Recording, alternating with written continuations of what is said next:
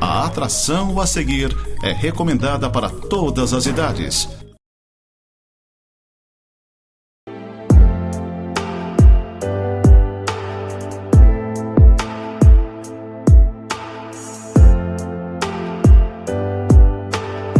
Olá, gente amada, gente querida, que a graça do nosso Senhor Jesus Cristo esteja sobre você, sobre a sua casa, sobre a sua família. É sempre uma honra, um prazer, com a sua autorização, poder adentrar ao seu lar, sempre com uma palavra de vida, uma palavra de esperança. Gostaria muito que o Espírito Santo de Deus estivesse presente em meio à sua casa, em meio à sua família. Nós que há poucos dias comemoramos o dia de Pentecostes, para nós cristãos, é uma data importante, né? O domingo de Pentecostes marca o dia em que o Espírito Santo desceu e permaneceu, né, sobre a vida dos crentes, dos cristãos. Então nós há poucos dias celebramos essa data na vivência da igreja, e é sobre isso que eu gostaria de estar falando com você um pouquinho, baseando aqui a nossa conversa na carta do apóstolo Paulo aos Efésios, capítulo 5, do verso 18 até o verso 21, onde nós lemos o seguinte. Se você tiver uma Bíblia, apanhe por favor, que nós vamos estar discorrendo alguns versículos aqui. Efésios capítulo 5, do 18 em diante, diz assim: E não vos embriagueis com vinho, no qual há dissolução, mas enchei-vos do Espírito, falando entre vós com salmos, entoando e louvando a Deus, louvando ao Senhor de coração, com hinos e cânticos espirituais, dando sempre graças por tudo ao nosso Deus e Pai, em nome de nosso Senhor Jesus Cristo, sujeitando-vos uns aos outros no temor de Cristo. Esse é o texto. A promessa do Espírito Santo, ela foi dada pelo Senhor Jesus, já profetizada no Antigo Testamento, especialmente pelo livro de Joel, o profeta Joel. Mas em João capítulo 14, do verso 16 ao verso 18, o Senhor Jesus, ele falou sobre a vinda do Espírito Santo, que viria e permaneceria com a igreja, né? O Senhor Jesus, ele disse: Eu rogarei ao Pai e ele vos dará outro Consolador, Alelos Parácletos, que viria e estaria para sempre com os discípulos. Ele habitará em vós e estará em vós, é o que o Senhor Jesus diz. Não mais atuando simplesmente de cima, mas estando dentro de cada um dos discípulos. Jesus disse: Não vos deixarei órfãos, mas voltarei para vós outros. Ele voltaria e habitaria por intermédio do seu Espírito Santo. Então o Espírito Santo, ele se tornou a cura para todos os problemas da igreja, para todos os nossos problemas. O Espírito Santo, ele ajudaria a resolver os problemas, e quanto maior fosse o problema, maior seria o milagre. O Espírito Santo seria o nosso companheiro, e de fato todos os dias. Ele está conosco em tudo o que fazemos, para onde vamos, o que pensamos, enfim, o Espírito Santo do Senhor está ali. O Espírito Santo é aquele que nos daria coragem, e é o que nós precisamos nesses dias maus que nós temos vivido. A segunda carta do apóstolo Paulo a Timóteo, capítulo 1, no verso 7, diz que o Senhor não nos tem dado espírito de covardia, de deilias.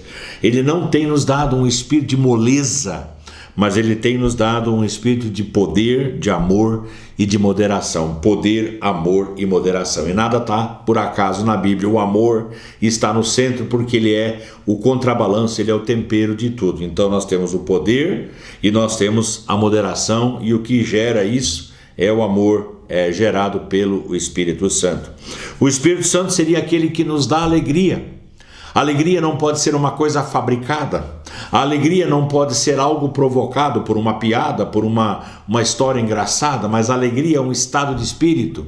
A alegria, ela vem e ela permanece no nosso coração por intermédio da presença do Espírito Santo, que é o que o Senhor trabalha na sua palavra em Gálatas capítulo 5, no verso 22, quando fala do fruto do Espírito. O fruto do Espírito são 9 aspectos, é um fruto só. E um dos aspectos é a alegria. Começa com amor e daí vem a alegria logo em seguida.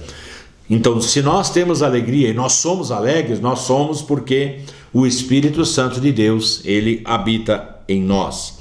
Como ser? Como nos tornarmos cheios do Espírito Santo? Primeira coisa, algumas que eu vou estar trabalhando com você aqui. Primeira delas, nós precisamos aprender a desenvolver um senso de necessidade de Deus. Se você quiser ser cheio do Espírito Santo, se você quiser ser uma pessoa cheia do Espírito Santo, você precisa desenvolver um senso de necessidade de Deus. Eu preciso de Deus. Esse é o senso. Eu preciso de Deus. Eu preciso do Senhor.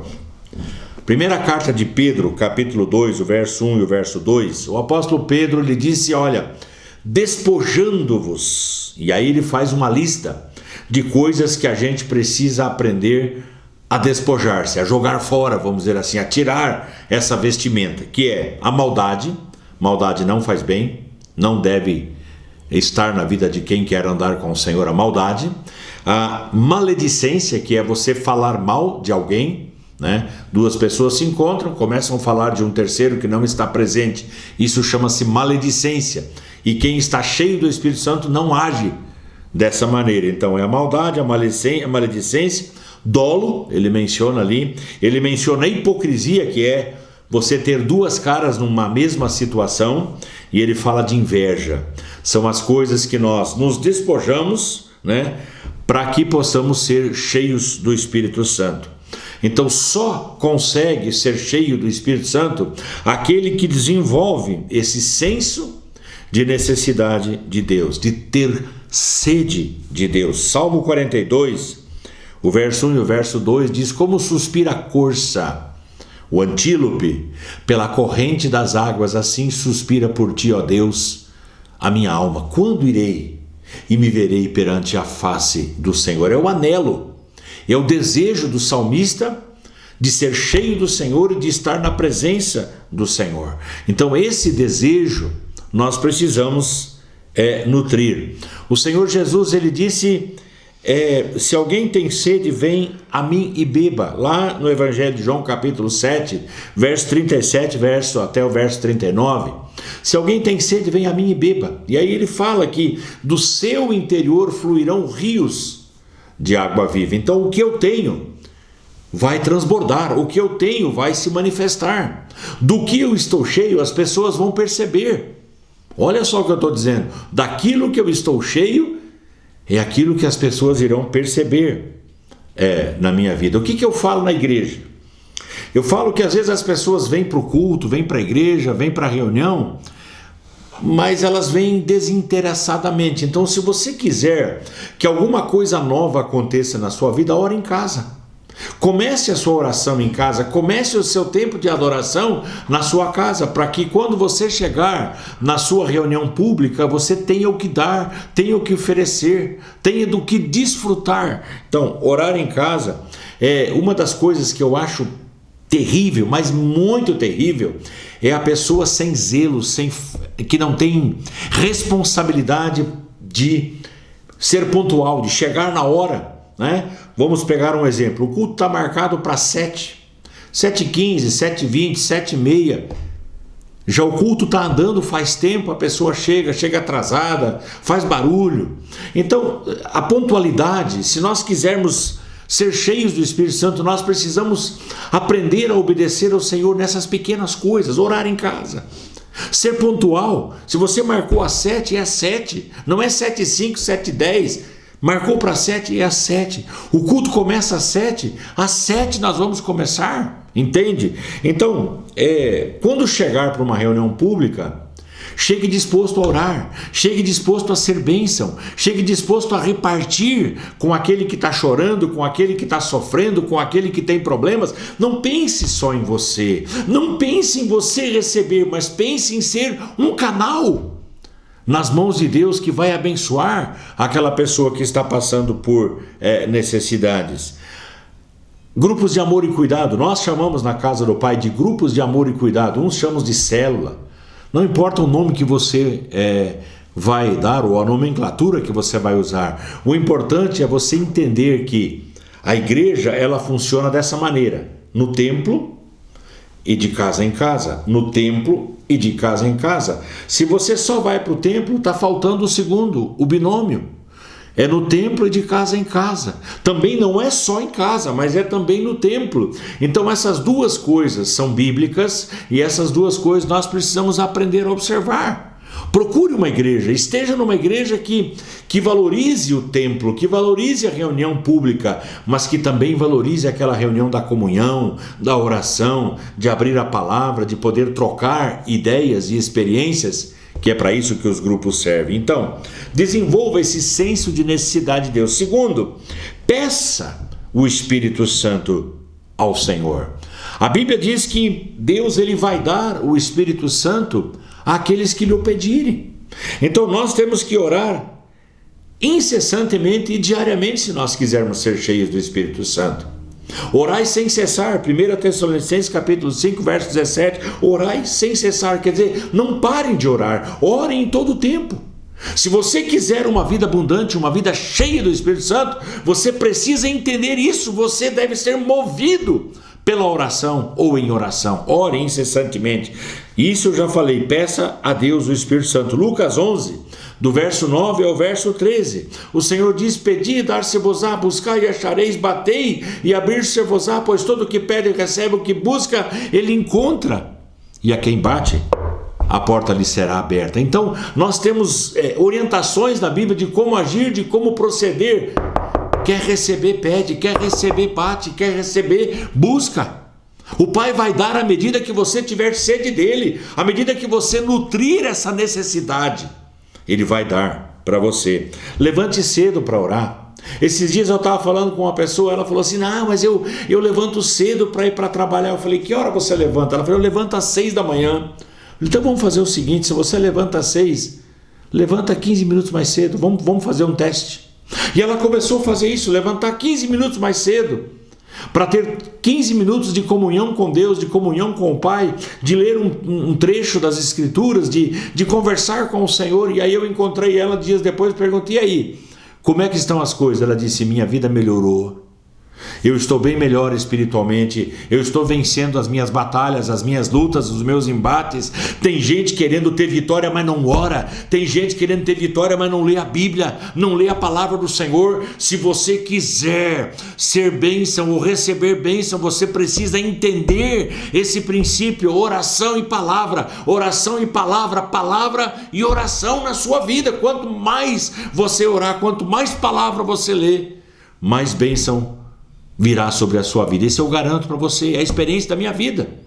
É aquilo que eu vivo, é aquilo que eu experimento, oro em todo o tempo. Eu estou no carro, eu estou orando, eu estou caminhando, eu estou orando, eu estou indo para fazer uma visita, eu estou orando, estou indo para a igreja, eu estou orando, eu estou na igreja, eu estou orando, eu venho para cá nessa programação, eu estou orando. Ou seja, a oração faz parte da minha vida. Ela precisa fazer parte da sua vida. Esteja na casa de oração. Quando Jesus era menino, sua mãe e seu pai começaram a procurá-lo. E depois de 2 dias o acharam no templo e disseram: menino, o que você está fazendo? E Jesus disse: vocês não sabiam que eu deveria estar na casa do meu pai? Ou seja, vocês não sabiam que a prioridade da minha vida não é andar, não é fazer, mas a minha prioridade é estar com o meu pai, é desfrutar da presença do meu pai?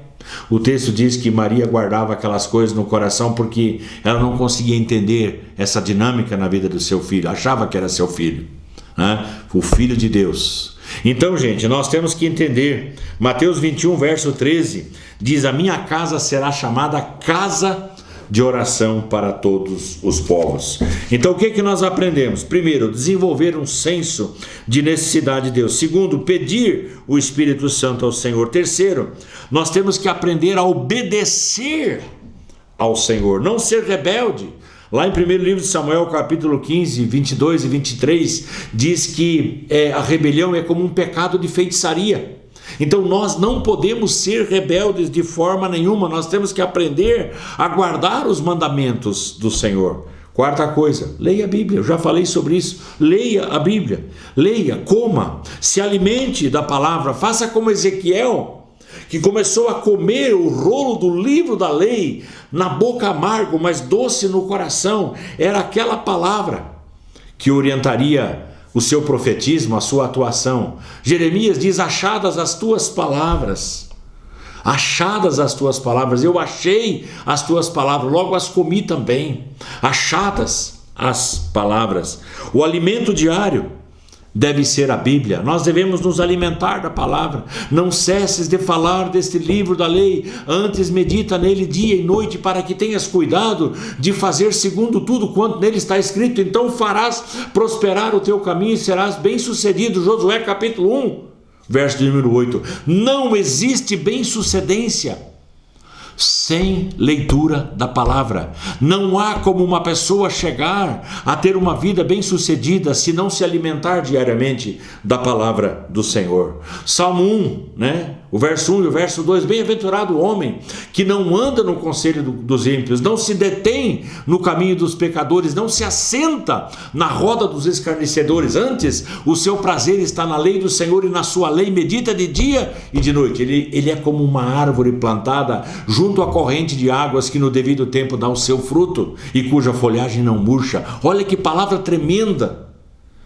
Meu prazer está na lei do Senhor, e eu medito na lei do Senhor. Salmo 119, verso 97. Quanto amo a tua lei, é a minha meditação todo dia. Então obedeça ao Senhor, leia a palavra, tenha comunhão com os irmãos na fé. Eu não creio que uma pessoa consiga ter uma vida abençoada fora da comunhão com os irmãos. Eu não creio nessa vivência abundante longe do corpo. A igreja foi estabelecida não para salvar você, a igreja não salva, mas a igreja foi estabelecida pelo Espírito Santo para manter você vivo, para manter você com vigor, com força, querendo buscar ao Senhor e vencer na fé. Então tenha comunhão com pessoas que andam com Deus, que sejam cheias do Espírito Santo, plenas do Espírito Santo do Senhor. Salmo 133, Oh, como é bom e agradável viverem unidos os irmãos. Verso 3 diz, ali, ou seja, no meio da comunhão, ordena o Senhor a sua vida, a bênção e a vida para sempre. O que acontece, segundo o texto que nós lemos no início, com alguém que está cheio do Espírito Santo? Rapidinho aqui para vocês. Primeira coisa, acontece uma transformação na linguagem. O verso 19 diz, falando entre vós, com salmos, entoando e louvando de coração ao Senhor com hinos e cânticos espirituais. Então, a primeira coisa que acontece na vida de um convertido, na vida de um filho de Deus, é um milagre na sua fala. Não fala mais de desgraça, não fala mais de derrota, não fala mais do que é ruim, mas ele fala daquilo que prospera, ele fala daquilo que abençoa, ele fala usando os cânticos espirituais, ou seja, aconteceu uma transformação na sua linguagem. Pedro, por exemplo, quando ele quis mostrar que ele não andava com Jesus, o texto diz lá em Mateus capítulo 26, versos 73 e 74, que ele passou a usar todo tipo de palavra, de palavrão. E aí o galo cantou e ele se lembrou da palavra do Senhor Jesus e que ele negaria Jesus por 3 vezes. Então ele usa a sua boca para maldizer. Por quê? Porque não faz parte da vivência cristã. Não há como você conceber um cristão que use a sua língua de maneira maléfica, de maneira que venha causar desgraça ou desgosto. A nossa boca é um instrumento de bênção. Você precisa abençoar a sua casa, você precisa abençoar a sua família, você precisa abençoar a sua cidade, você precisa abençoar a sua nação. A nossa missão, é a nossa função. Linguagem de vitória, sem falar de tragédia, sem falar de derrota, sem falar de medo, sem falar, enfim, daquilo que é ruim. Nós vamos aprender a profetizar o novo, abençoando e não amaldiçoando. Segunda coisa, o texto diz que o louvor brotará dos seus lábios, também no verso 19, entoando e louvando de coração. O nosso louvor, ele precisa ser cardíaco, ou seja, ele precisa nascer aqui dentro. Não só de lábios, não somente de boca, mas ele nasce aqui, fruto de um coração regenerado, de um coração renovado. Então nós vamos falar daquilo que engrandece o nome do Senhor. Nós temos, ou precisamos ter, nos nossos lábios um novo cântico, louvar de coração. Os hinos, ele fala aqui, são aquelas posições ou composições poéticas, melódicas, que nós cantamos na igreja, mas tem também os cânticos espirituais, que são aquelas melodias livres, dadas livremente, momentaneamente pelo Espírito Santo. E a igreja, ela precisa ter um espaço onde isso acontece, tá bom? Gratidão vai encher o coração. Verso 20: dando sempre graças por tudo a nosso Deus e Pai, em nome de nosso Senhor Jesus Cristo. Não dá para acreditar em um crente que não seja grato. Nós precisamos aprender a exercitar a gratidão por tudo. Tudo, diz o texto. E eu sempre prego na igreja dizendo que tudo é tudo. Não posso escolher, eu quero agradecer isso, quero agradecer aquilo. Agradeça por tudo ao Senhor. E o fim, ele diz que nós devemos nos sujeitar uns aos outros no temor de Cristo, sujeitando-vos uns aos outros no temor de Cristo. A vida cristã é feita de sujeição. A vida na igreja é feita de sujeição. Nós nos sujeitamos uns aos outros. Gente para mandar tem os montes, mas nós que seguimos aqui a Bíblia Sagrada, nós sabemos que a nossa função é nós nos sujeitarmos uns aos outros, e é dessa maneira que eu quero viver, e eu espero que você queira viver dessa maneira também, tá bom? Vamos orar. Paizinho, em nome de Jesus, eu quero te agradecer mais uma vez por essa programação. Quero te agradecer pela tua palavra que é viva, tua palavra que é lâmpada para os nossos pés. Geralmente nós falamos aqui, Deus, de princípios, e alguns princípios são muito difíceis de serem praticados, e é por isso que nós precisamos da ajuda do teu Espírito Santo. Nós não queremos o Espírito Santo como um adendo nas nossas vidas, mas como nosso companheiro, como nosso ensinador, como aquele que ajudará cada um de nós a convergir para o centro da vontade do Senhor. Nós não queremos nos lembrar do Espírito Santo apenas no domingo de Pentecostes, mas fazer, ó Deus, dele a nossa presença diária e constante, Pai. Ajuda essa casa a viver a vitória de Cristo, ajuda essa casa, Senhor Deus, a viver uma vida plena do Teu Espírito Santo, honrando, glorificando e exaltando sempre o nome de Jesus. Oramos, Pai, agradecidos, e o fazemos em Teu nome, Senhor. Amém e amém. Gente amada, gente querida, fiquem todos debaixo da graça e da paz do Senhor Jesus.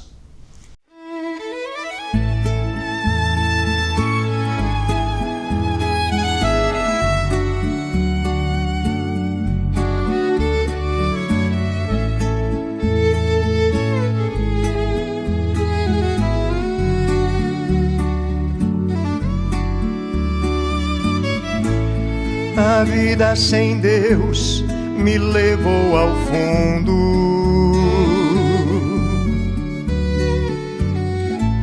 de um poço escuro de lama imundo.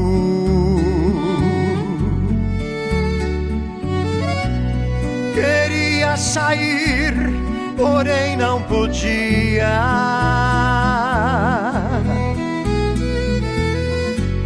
Gritava socorro, mas ninguém ouvia.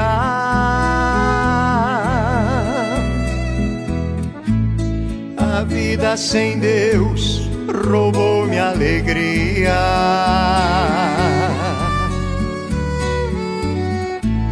Matou minha noite, feriu meu dia.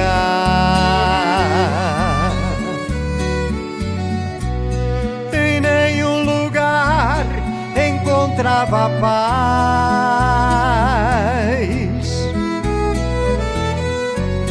e posso dizer, procurei demais.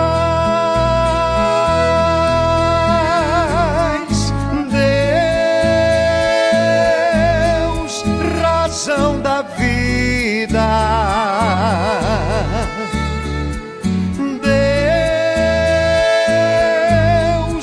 razão da vida.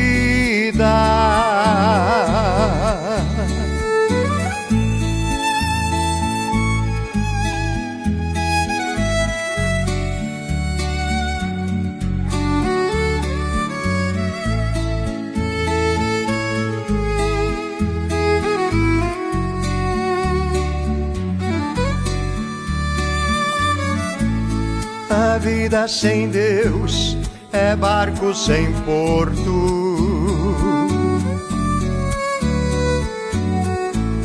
é planta sem chão, é frio sem conforto,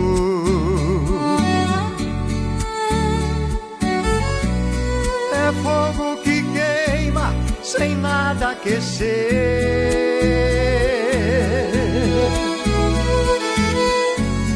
é vida que nasce só para morrer.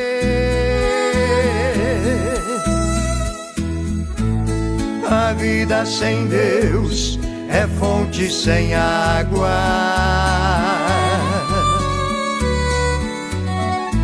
é estrada sem rumo, caminho do nada.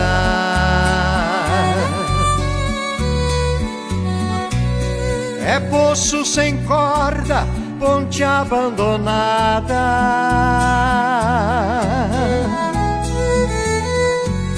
É oásis sem verde, de água salgada.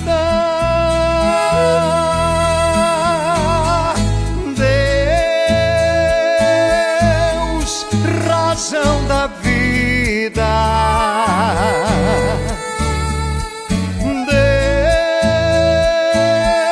Deus, razão da vida.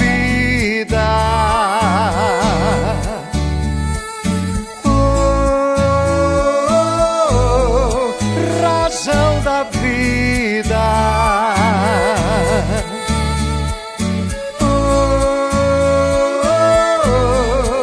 Razão da vida. É Deus a razão da vida.